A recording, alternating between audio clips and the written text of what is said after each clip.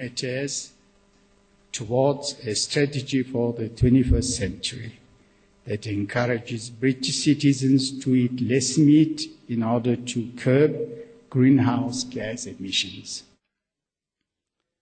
An important international work is currently underway by Jens Hall, Swedish member of European Parliament, the Swiss Union for Vegetarianism, and the European Vegetarian Animal News Alliance. They had drafted a petition for the United Nations to promote the vegetarian diet as a means to end world hunger, curb global warming, and solve other dilemmas we currently face. The Food versus Feed petition will be closed on April 22nd, 2009, and then delivered to the United Nations Secretary General Ban Ki-moon on Earth Day, that is April 22nd. It is an appeal to the United Nations and all its agencies, as well as all citizens of the world, to consider an alternative and very powerful solution towards global starvation. The logical and compassionate plant-based diet. Right now, there is more than enough crop production in the world to feed the entire human population. However, according to the report from the United Nations Food and Agriculture Organization on September 18, 2008, rising prices have plunged an additional 75 million people below the hunger threshold, bringing the estimated number of undernourished people worldwide to 900 million. In India, Ms. Pratibha Patil is first female president of India, but also Her Excellency is a vegetarian. No doubt that such leaders will make a great difference for the sake of our world. Another great vegetarian president was Dr. Janez Drnovšek of Slovenia. He made valuable contribution to better understanding of the urgent issue, global warming and climate change, its direct connection with vegetarian diet.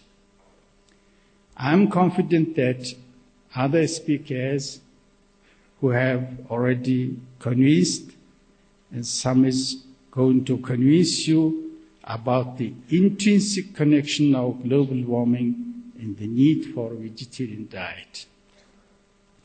The world spiritual leaders like Dalai Lama, Roman Pope Benedict, and Supreme Master Ching Hai make the same conclusion that behind the world financial crisis, as well as behind the global warming, there is hidden the same lack of spirituality and ethical degradation, and this surely deserves attention.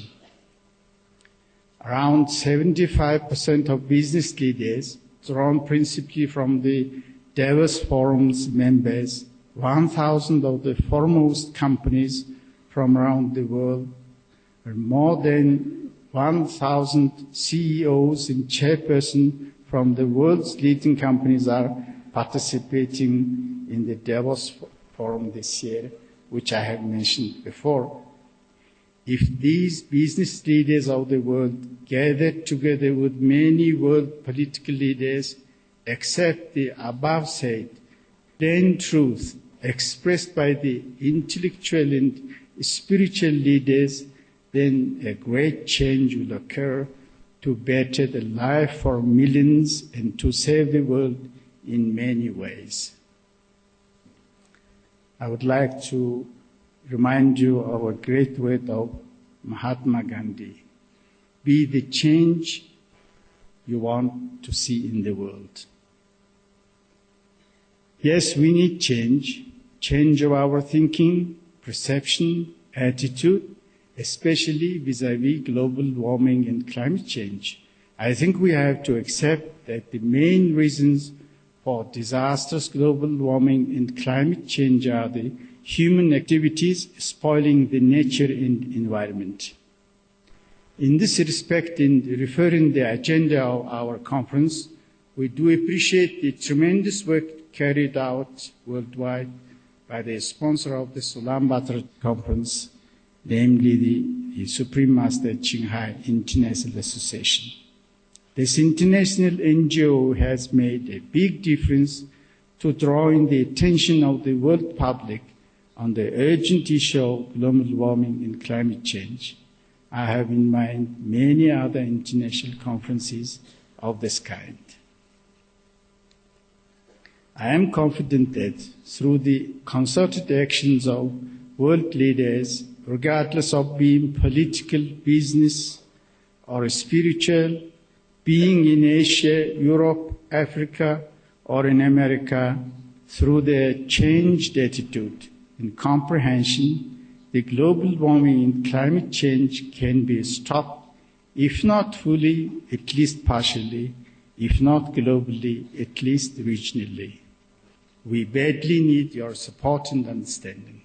We badly need your participation. I thank you very much.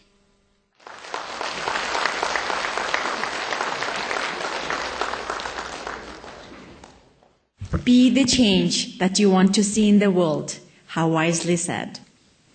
Thank you very much, Dr. Chenher, for highlighting the concerns of our world leaders. I would like to challenge everyone in the audience and our television viewers from throughout the world to be the change for your better world. Next, we have a short video regarding our final presentation.